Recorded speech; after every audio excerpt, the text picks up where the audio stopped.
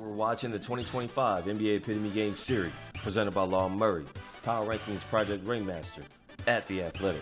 This is where I pick out one game from each team from the last regular season. I'm putting the spotlight on the biggest weakness of the 14 teams that missed the playoffs and the biggest strength of the 16 playoff teams from the regular season. This installment features the New York Knicks. Manhattan opened the offseason with a major move, trading multiple first-round picks to Brooklyn to acquire Mikal Bridges, a signal that the Knicks wanted to copy the defending champion Celtics roster construction. But the biggest move came at the end of the offseason, trading Julius Randle, Villanova roommate Dante DiVincenzo, and a first-round pick to Minnesota in a three-team trade that sent Karl Anthony Towns to the Knicks. The expectations rose even higher than they were before, and while the Knicks were good, they never beat anyone worth a damn in the regular season, going 1-13 against the other top three seeds in both conferences, including 0-10 against the Thunder, Cavaliers, and Celtics. This was despite three Knicks finishing in the top 6 in minutes per game,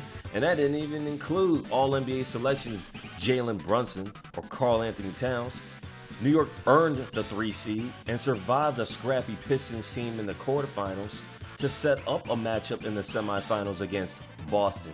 To the shock of everyone, including the Knicks, they overcame 20-point deficits on the road in both games 1 and 2, punctuated with Bridges stealing the ball from Boston's All-Stars. New York advanced to their first conference finals in 25 years, and they got a rematch against the Pacers, the team that ended their season in 2024. Surely the Knicks would make easy work of the Pacers this time around, since they were healthy and had Spike and Ben Stiller at their games, but New York choked Game 1 away and lost in 6 with a completely healthy and well-conditioned lineup. It was the 4th time in 5 years that the Knicks would be eliminated by a lower seed in the playoffs under Tom Thibodeau. More on that later.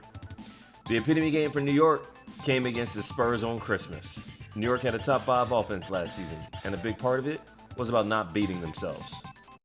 This is the first possession of the game for the Knicks. Mikal Bridges hits Jalen Brunson as he comes off of a screen and then keeps moving. Devin Vassell loses track of Bridges. Brunson gets it to Bridges on the left wing. The Knicks had 7 assists and only 1 turnover in the first quarter.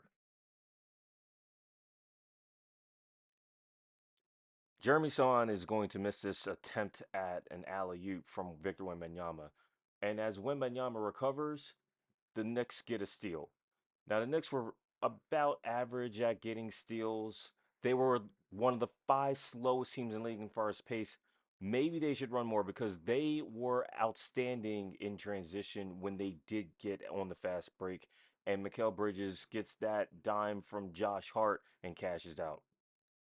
Here's another instance of the San Antonio Spurs not converting at the basket and starting a New York fast break. Jalen Brunson had a lot of assists in the third quarter of this game. He had 3 of them to this point. Well, he's going to have a 4th right here as, once again, Mikal Bridges, part of a 41-point game, runs to that wing and gets himself a 3-pointer. Now, Precious Achiuwa is going to get this thing to Mikal Bridges as he angles towards the baseline. Precious Achiuwa cuts, and he finds a way to get the left-hand layup over Victor Wembanyama's rim protection. 4 assists, no turnovers for Bridges in this game.